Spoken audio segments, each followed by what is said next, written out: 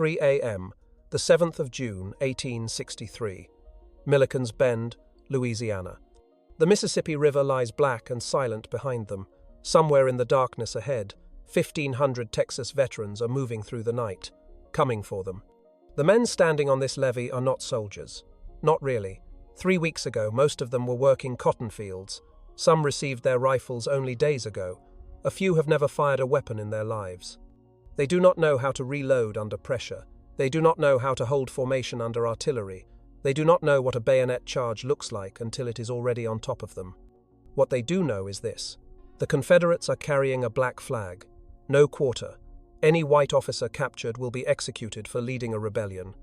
Any black man captured goes back to bondage. Or worse. There is no retreat. The river is at their backs. There is no reinforcement. The gunboats are miles away. There is only a levee made of dirt and cotton bales, and 1,200 men who learned to march last month. The picket fire starts around 2:30. Scattered shots in the darkness, then more. Then the sound of thousands of boots moving through the brush. Colonel Herman Lieb gives the order. Hold fire until they are close. 1 volley. Make it count. The men grip their rifles. Their hands are shaking. Some of them are praying. All of them know what is coming, cannot be stopped with a single volley from men who barely know how to aim. Dawn is an hour away. By the time the sun rises, this levee will be soaked in blood, and the world will learn what happens when men with nothing left to lose refuse to die on their knees.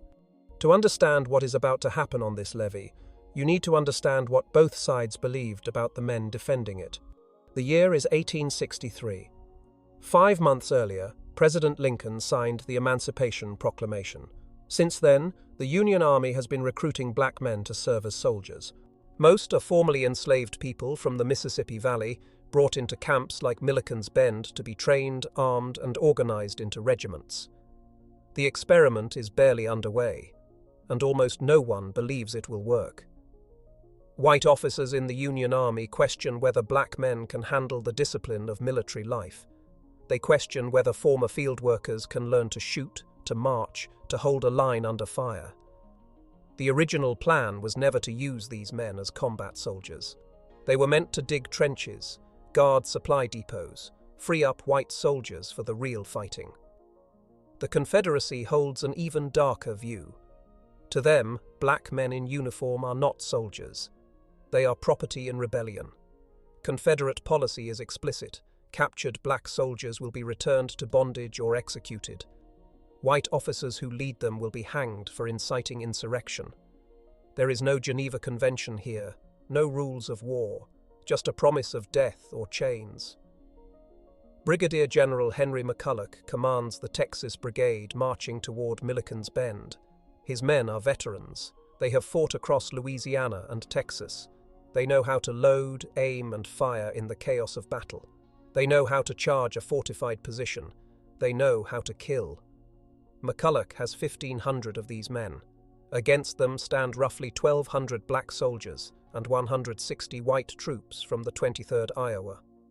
The white Iowans are the only combat-tested soldiers in the entire Union garrison, but the numbers tell only part of the story.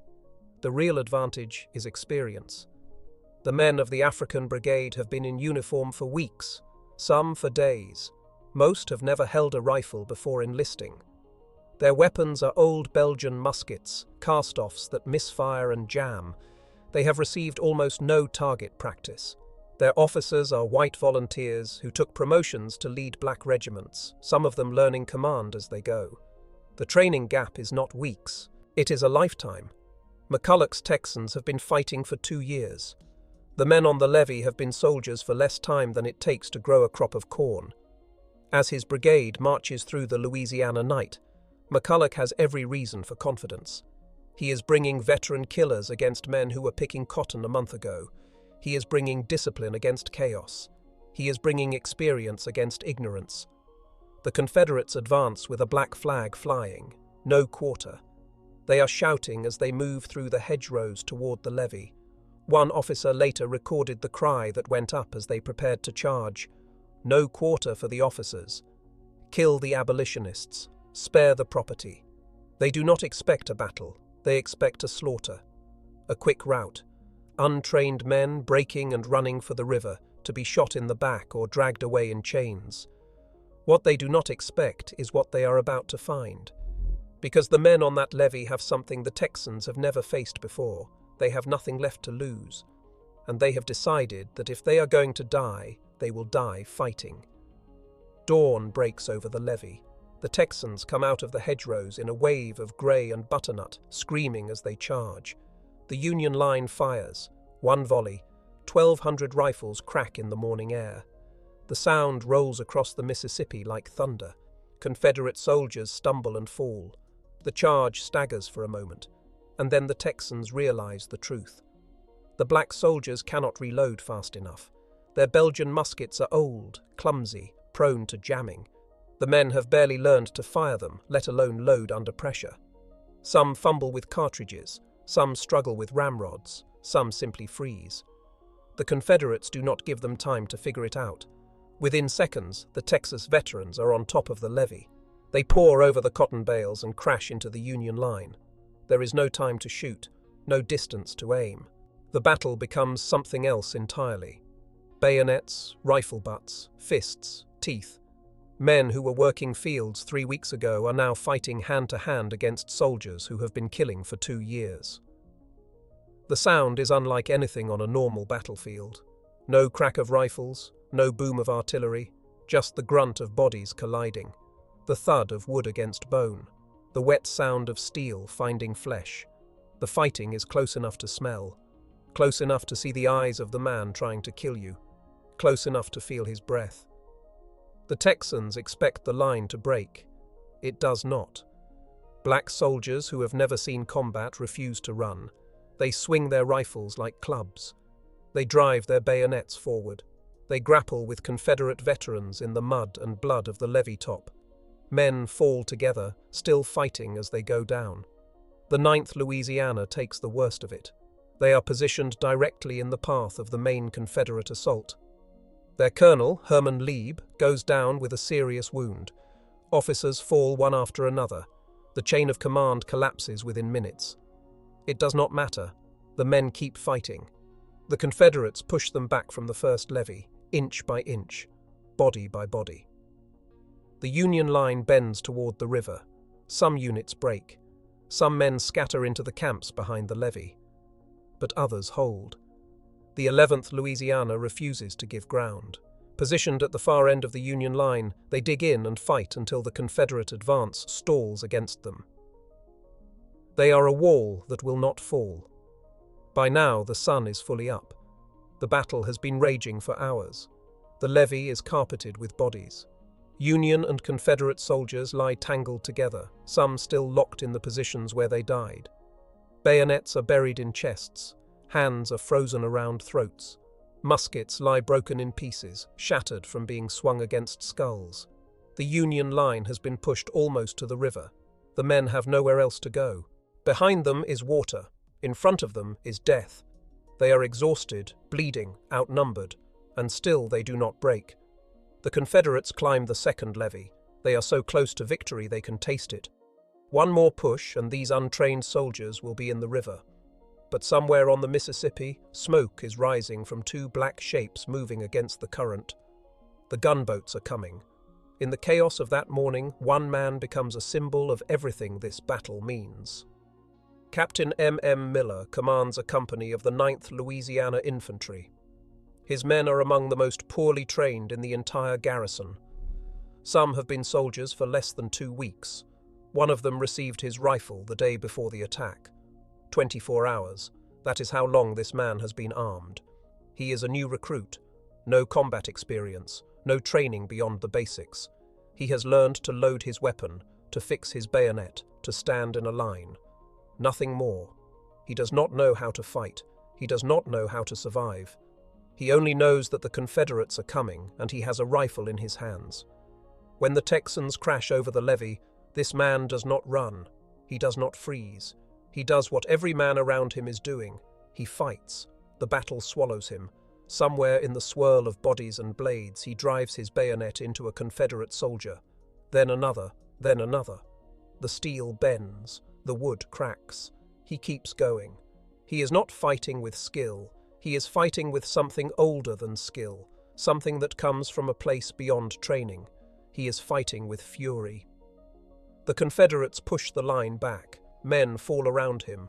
Officers go down. The formation dissolves into 100 private wars, each man struggling against whoever stands in front of him. This recruit keeps fighting. His bayonet is no longer a bayonet. It is a broken piece of metal attached to a club. He swings it anyway. At some point, he takes a wound, then another. The battle does not stop for him. He does not stop for himself. He is beyond pain now, beyond fear, beyond everything except the simple act of refusing to die without a fight. When the gunboats finally drive the Confederates back and the shooting stops, Captain Miller walks the field looking for survivors. He finds his men scattered across the levee. Some are dead, some are dying. All of them are wounded. Every single man in his company has been hit at least twice. And then he finds the new recruit. The young man is dead.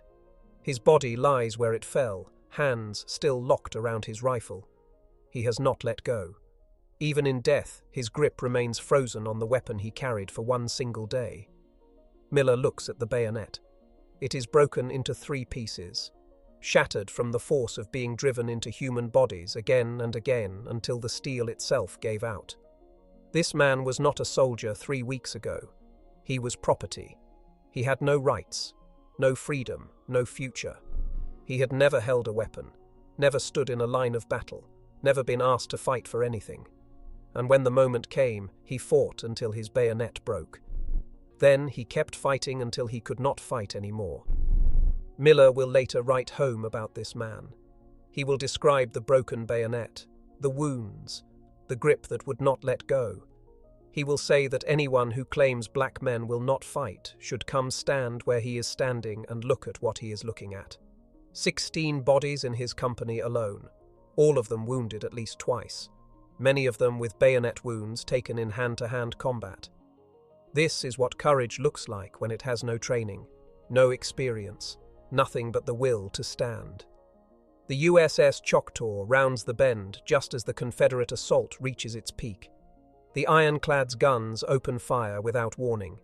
Shells scream over the levee and explode among the Texans massed on the Union side of the fortifications. The effect is immediate. Men who had been pushing toward the river suddenly find themselves under naval bombardment. The ground shakes, dirt and bodies fly into the air.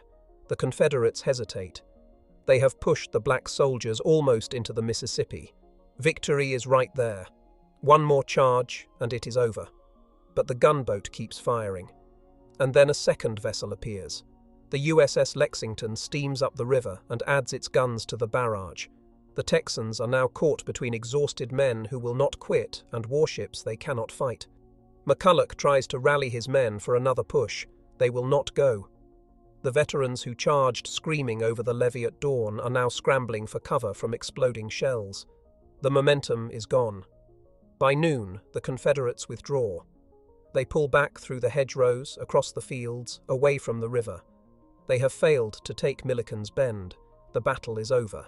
The position holds. When Admiral David Porter arrives to inspect the aftermath, he finds a scene that will haunt him for years. He later writes to General Grant describing what he saw. The dead black soldiers lined the ditch inside the levee and were mostly shot on the top of the head. In front of them, close to the levee, lay an equal number of rebels, stinking in the sun, shot on the top of the head. That detail tells the story. These men did not run. They stood on the levee fighting until Confederates standing above them fired straight down into their skulls. They died on their feet, facing the enemy. The numbers confirm the carnage. The Union loses 492 men, 119 killed, 241 wounded, 132 missing or captured. Nearly 40% of the black soldiers who fought that morning are casualties. The 9th Louisiana alone suffers 66 dead on the field. It is the highest death toll of any Union regiment, black or white, in a single engagement during the entire Vicksburg campaign. The Confederates lose between 185 and 200 men. The disparity seems to suggest a Confederate victory. It is not. The Texans came to destroy the garrison and capture the position. They failed on both counts. The men they dismissed as untrained and incapable stood against them for hours in the most brutal hand-to-hand fighting of the war. One Union officer who witnessed the aftermath says the battle was worse than Shiloh. Shiloh, the bloodiest engagement in American history up to that point. Worse than that, on a single levee in Louisiana. Captain Miller walks the field counting his dead. Every man in his company is either killed or wounded. Many of them fell in bayonet combat. He finds 6 broken bayonets among his soldiers alone. 6 blades shattered from being driven into human bodies. He will write home 3 days later with a message for anyone who doubts what happened here. "Come with me 100 yards from where I sit," he says, "and I can show you the wounds that cover the bodies of 16 soldiers as brave, loyal, and patriotic as ever drew bead on a rebel. 3 weeks of training, 1 morning of combat, a position held against 1,500 veterans. The men who were supposed to break and run have just proven everyone wrong." The reports begin reaching headquarters within hours, and the men who read them do not know what to make of what they are seeing. Brigadier General Elias Dennis commands the Union forces in the district. He has seen combat. He knows what soldiers look like after a hard fight. But the reports from Milliken's Bend describe something beyond his experience. He writes his official assessment 5 days after the battle. The words are unambiguous. It is impossible for men to show greater gallantry than the Negro troops in this fight. Not adequate, not acceptable. Greater gallantry than any men could show. Dennis is telling his superiors that these untrained soldiers, armed with outdated weapons and thrown into the worst kind of combat, performed better than anyone had a right to expect. Better than trained soldiers. Better than veterans. General Ulysses Grant receives the news at his headquarters outside Vicksburg. He has staked his reputation on the siege. Every distraction, every supply line disrupted, every position lost threatens his campaign. Milliken's Bend could have been a disaster. Instead, Grant writes that this was the first significant engagement in which the colored troops had seen combat. He describes their conduct as most gallant. Years later, in his memoirs, he will add, "These men were very raw, having all been enlisted since the beginning of the siege, but they behaved well." Coming from Grant, this is high praise.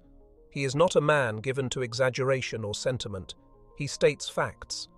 And the fact is that untrained men held a position against veteran assault troops. But the most remarkable acknowledgement comes from the enemy. Confederate General Henry McCulloch files his report on June 8th, 1 day after the battle. He has to explain to his superiors why 1,500 Texas veterans failed to overrun 1,200 men who had been soldiers for less than a month. His explanation is stunning. He writes that the charge was resisted by the black portion of the enemy force with considerable obstinacy. Then he adds something even more revealing. The white or true Yankee portion ran like whipped curs almost as soon as the charge was ordered. Read that again. The Confederate commander is admitting that black soldiers fought harder than white soldiers. That the men who were supposed to be inferior, incapable, subhuman, stood and fought while experienced white troops fled. McCulloch has no choice but to report the truth. His men saw it with their own eyes. The news spreads through the Union Army and then through the Northern press. Assistant Secretary of War Charles Dana writes that the bravery of the black soldiers at Milliken's Bend completely revolutionized the sentiment of the Army with regard to the employment of Negro troops. Revolutionized, not changed, not improved. Revolutionized. A complete transformation in how the military establishment views black soldiers. Captain Miller sends his letter home, and newspapers across the North print his words. "I never more wish to hear the expression that black men will not fight." He describes the broken bayonets, the wounds, the bodies. He dares anyone to stand where he stood and say these men lacked courage. Frederick Douglass, the great abolitionist and orator, seizes on Milliken's Bend as proof of what he has been arguing for years. He uses the battle in his recruitment appeals, urging black men throughout the North to enlist. The evidence is now undeniable. The battlefield has settled the question. Men who were dismissed as incapable have just outfought Confederate veterans in the most brutal combat of the war. The argument is over. The proof is written in blood on a levee in Louisiana. 6 months after Milliken's Bend, Secretary of War Edwin Stanton sits down to write a letter to President Abraham Lincoln. The question of black soldiers has been debated for 2 years. Politicians have argued, generals have doubted, newspapers have mocked, but Stanton is done with arguments. He has seen the reports. He has read the casualty lists. He knows what happened on that levee in Louisiana. He writes, "Many persons believed or pretended to believe and confidently asserted that freed slaves would not make good soldiers. They would lack courage and could not be subjected to military discipline. Facts have shown how groundless were these apprehensions. The slave has proved his manhood and his capacity as an infantry soldier at Milliken's Bend, at the assault upon Port Hudson and the storming of Fort Wagner. Proved his manhood. The Secretary of War is telling the President that the debate is finished. The men who fought at Milliken's Bend did not just hold a position. They did not just win a battle. They proved that everything the nation believed about black inferiority was a lie. 4 weeks after the battle, Vicksburg falls. Grant's siege succeeds. The Mississippi River belongs to the Union from source to sea. The Confederacy is cut in half, and the men who held Milliken's Bend helped make it possible. If the supply depot had fallen, if the garrison had broken, if the Texans had succeeded, the siege might have unraveled. The position mattered, and the men who held it mattered. The impact spreads far beyond one levee in Louisiana. Before Milliken's Bend, black recruitment was struggling. White officers hesitated to lead black troops. Politicians questioned whether arming former bondsmen was worth the controversy. The doubts were everywhere. After Milliken's Bend, the doubts begin to die. By the end of the war, more than 180,000 black men serve in the Union Army. They fight at Petersburg. They fight at Nashville. They fight at Fort Fisher. They march into Richmond when the Confederate capital falls. They are there at the end, wearing Union blue, carrying Union rifles, having earned their place in the army that saved the nation. It starts here, on a levee defended by men with 3 weeks of training and broken bayonets. The historian W.E.B. Du Bois will later write about the transformation that happened at Milliken's Bend. He says, "The black man was called a coward and a fool when he protected the women and children of his master. But when he rose and fought and killed, the whole nation proclaimed him a man and brother. A man and brother." That is what they earned on June 7, 1863. Not through speeches, not through petitions, not through appeals to conscience. Through blood, through combat, through the simple act of refusing to run when every voice in America said they would. The levee at Milliken's Bend no longer exists. The Mississippi River has shifted course over the decades, eroding the land where the battle took place. The physical ground is gone, swallowed by the water. But what happened there cannot be erased. Men who had been property 3 weeks before stood against veteran soldiers and fought hand to hand until their bayonets broke. They held the line when trained soldiers fled. They died on their feet, still gripping their rifles, still facing the enemy. They did not ask for recognition. They did not fight for medals. They fought because freedom was worth dying for. And in fighting, they proved that the only thing separating them from full humanity was the refusal of others to see what was always there. Until men like these made it impossible to ignore.